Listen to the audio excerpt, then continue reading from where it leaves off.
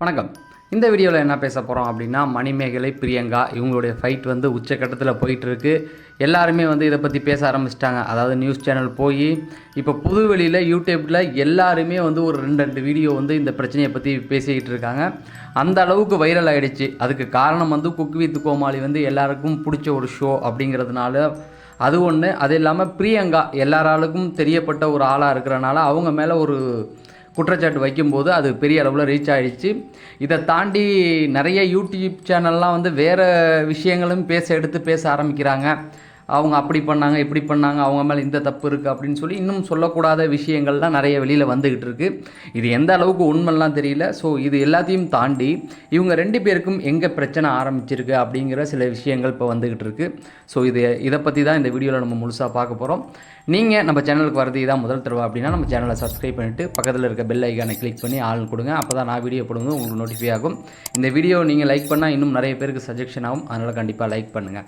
Okay, இப்போ பிரியங்கா, மணிமேகலை இவங்களுடைய பிரச்சனை வந்து ரொம்ப பெரிய அளவில் பேசப்பட்டுக்கிட்டு இருக்குது. எந்த ஒரு பெரிய யூடியூப் சேனலை எடுத்துக்கிட்டாலும் இதோடைய வியூஸை பார்த்தீங்கன்னா குறைஞ்சது 10 லட்சம் வியூஸ் போயிருக்கு. மணிமேகலை போட்ட அந்த வீடியோ வந்து 53 லட்சத்தை தாண்டிருச்சு. இப்படி யார் பெரிய சேனலில் சொல்கிறேன், சின்ன சேனல்லாம் கிடையாது.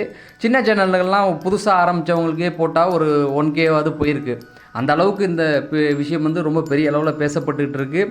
இதை தாண்டி இவங்க 2 பேருக்கும் எங்கே பிரச்சனை ஆரம்பிச்சிச்சு அப்படின்னா, திவ்யா துரைசாமி அவங்க வந்து குக் வித் கோமாளிலேருந்து வெளியேறின அந்த டைமில் தான் இந்த பிரச்சனை அவங்களுக்குள்ளே ஸ்டார்ட் ஆகிருக்கு. திவ்யா துரைசாமி அவர்களுக்கு வந்து ரொம்ப பிடிக்கும். அதே போல் இன்னொருத்தவங்க இருக்காங்க, பாண்டியன் ஸ்டோரில் அண்ணியாக வந்தாங்களே, அவங்க வந்து இடையில வந்து கொஞ்சம் சூடேற்றி விட்டுருப்பாங்க இவங்கள, பிரியங்காவை நல்லா ஆங்கரிங் பண்ணுறாங்க, இவங்க தான் பெஸ்ட்டு அப்படின்னு. ஏன்னா விஜய் டிவி ப்ராடக்ட், விஜய் டிவியில் இருக்கவங்களே வந்து சப்போர்ட் பண்ணுவாங்க. மணிமேகலை அப்படிங்கிறவங்க இப்போ வந்தவங்க தானே. அது மட்டும் இல்லாமல் திவ்யா துரைசாமி வெளியில் போகும்போது அவங்க பிரியங்காவை பற்றி ரொம்ப பெருமையாக பேசியிருப்பாங்க. ஸோ அது எல்லாருக்குமே தெரியும், பார்த்தவங்களுக்கு தெரியும்.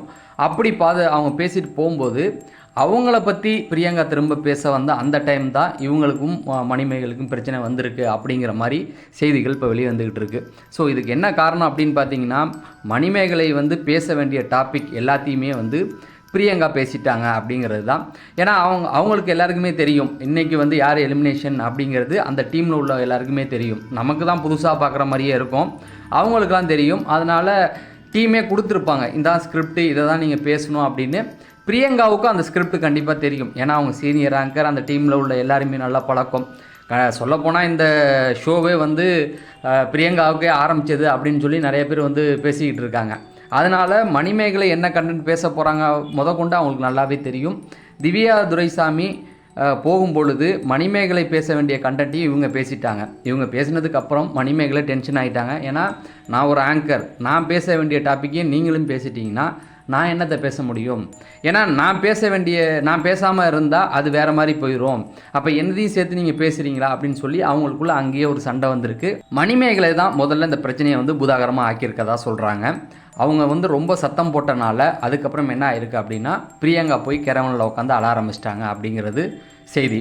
ஸோ இந்த இடத்துல நம்ம பார்க்கும்போது மணிமேகலை வந்து பொறுத்து பார்த்து ரொம்ப நாள் கழித்து இவங்க ரொம்ப பண்ணிக்கிட்டு இருக்காங்க அப்படிங்கிறதுனால தான் அவங்கள வந்து தட்டியிருக்காங்க அந்த இடத்துல. ஏன்னா நிறைய பேர் அவங்களுக்கு சப்போர்ட்டிவாக இருந்திருக்காங்க. சரி, பிரியங்கா போய் அழுதுட்டாங்க. அழுத உடனே அந்த டீமில் இருக்கவங்க எல்லாருமே ஓடி வந்து பிரியங்காவை சமாதானப்படுத்த பார்த்துருக்காங்க. சமாதானப்படுத்த பார்த்துட்டும் அவங்களால சமாதானம் ஆக முடியல. அதுக்கப்புறம் மணிமேகல்கிட்ட போய் நீங்கள் கொஞ்சம் பேசுங்க, அவங்கள்ட்ட கொஞ்சம் சாரி கேளுங்க. ஏன்னா அவங்க வந்து சீனியர் ஆங்கர், இப்படி ஒரு இடத்துல நீங்கள் கத்திரிக்கக்கூடாது. உங்களுடைய பிரச்சனை எதுவாக இருந்தாலும் நீங்கள் தனியாகவே பேசியிருக்கலாமே, அதனால் நீங்கள் ஒரு சாரி வந்து போய் கேளுங்க அப்படிங்கிற மாதிரி சொல்லியிருக்காங்க. ஆனால் மணிமேகலை அந்த இடத்துல சாரி கேட்கல. சரி, அந்த டீமில் இருக்கிற எல்லாருமே முயற்சி பண்ணும், அது முடியாமல் போச்சு.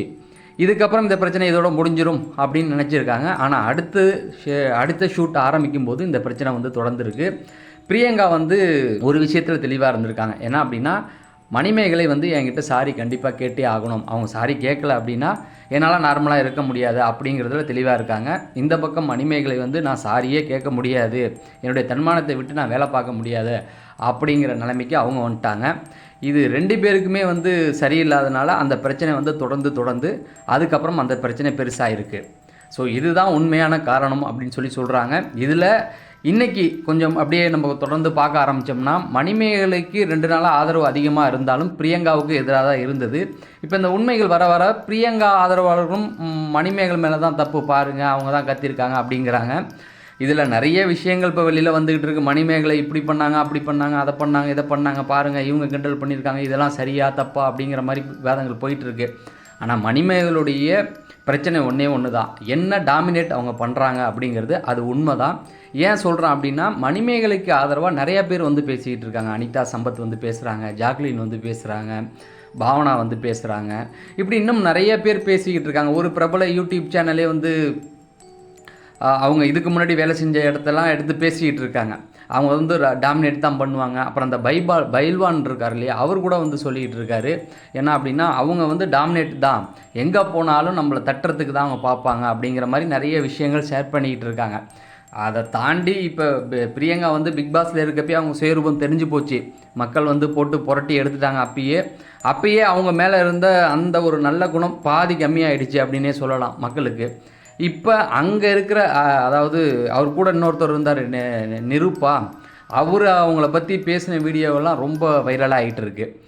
பிரியங்காவுடைய குணம் இதுதான் அப்படின்னு சொல்லி அதெல்லாம் எடுத்து போட்டுக்கிட்டு இருக்காங்க. தாமரைக்கும் அவங்களுக்கும் சண்டை வந்தப்போ இந்த மாதிரியான விஷயங்கள்லாம் இப்போ எடுத்து போட்டுக்கிட்டு இருக்காங்க.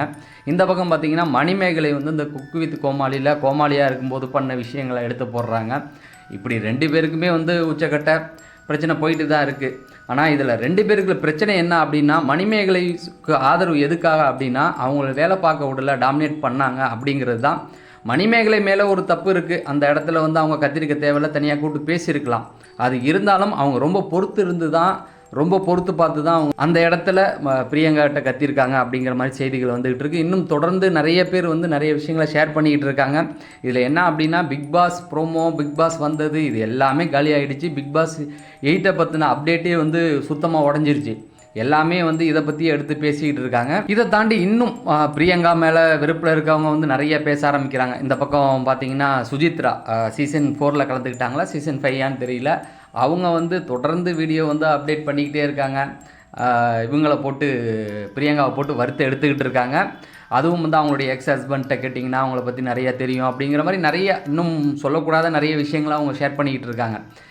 இது ஒரு பக்கம் போயிட்டு இருக்கும்போது, இந்த பக்கம் பார்த்தீங்க அப்படின்னா பிரியங்கா இது சம்மந்தமாக எந்த ஒரு கருத்தையும் தெரிவிக்கலை. ஏன்னா இதுக்கு கருத்து சொல்ல போனால் அது வேறு விதத்தில் போகும் அப்படிங்கிறதுனாலே அவங்க அமைதியாக இருந்துட்டாங்க. இன்னும் சொல்ல போனால் சேனலுக்கு ஒரு செல்லப்பிள்ளையாக நம்ம இருந்துடலாம். ஏன்னா இப்போ மணிமேகலை சொன்ன விஷயங்கள் எல்லாமே சேனல் தரப்பையும் நோக்கி வந்திருக்கு. இதுக்கப்புறம் மணிமேகலை வந்து அங்கே இருக்க வாய்ப்பு இல்லை அப்படிங்கிறது தான். ஏன்னா இது அவங்களுக்கு நல்லாவே தெரியும். இப்படி ஒரு சேனலை பற்றி ஒரு நியூஸ் சொல்லிட்டோம்னாவே நமக்கு அங்கே வாய்ப்பு இருக்காது. எல்லாத்தையும் அவங்க துணிஞ்சு தான் அந்த முடிவை எடுத்திருக்காங்க. ஏன்னா என்னுடைய தன்மானத்தை விட்டு நான் அங்கே வேலை பார்க்க விரும்பலை அப்படின்ட்டாங்க. இனி மணிமேகலை அடுத்தடுத்து வேறு சேனல்கள் தான் போய் ஆகணும் அப்படிங்கிறது தான். ஏன்னா இந்த சேனலுக்குள்ளே வந்து பிரியங்காவுடைய செல்வாக்கு அதிகமாக இருக்குன்னு அவங்களே சொல்லிட்டாங்க. அதை தாண்டி சேனலும் வந்து பிரியங்காவுக்கு தான் வந்து சப்போர்ட் பண்ணுறாங்க அப்படிங்கிறதையும் போட்டு உடச்சிட்டாங்க. ஏன்னா ஒரு வீட்டுக்குள்ளே நடந்த ஒரு விஷயம் அதை வெளியில் இவ்வளோ தூரம் கொண்டு போய் பெரிய அளவு பிரச்சனையை க்ரியேட் பண்ணிட்டாங்களே அப்படிங்கிறதுனால மணிமேகலை அப்படிங்கிறவங்க அவங்க நினச்ச மாதிரியே வெளியில் போய் வேறு இடத்துல வேறு சேனலில் தான் ஒர்க் பண்ணுவாங்க அப்படிங்கிறது தான். அதை தாண்டி அவங்க சொந்தமாக யூடியூப் சேனல் செலிபிரிட்டிஸ் எல்லாம் இன்டர்வியூ எடுத்துக்கிட்டு இருக்காங்க. தொடர்ந்து அவங்க போவாங்க. ஆனால் இதுக்கப்புறம் இந்த பிரச்சனையை பேசுகிறதுக்கு ஒன்றுமே கிடையாது அப்படிங்கிறது தான். தொடர்ந்து இந்த மாதிரியான விஷயங்களை நம்ம ஷேர் பண்ணிக்கிட்டே இருப்போம். அது தெரிஞ்சுக்க நம்ம சேனலை சப்ஸ்கிரைப் பண்ணுங்கள். நம்ம அடுத்த வீடியோவில் சந்திப்போம். நன்றி, வணக்கம்.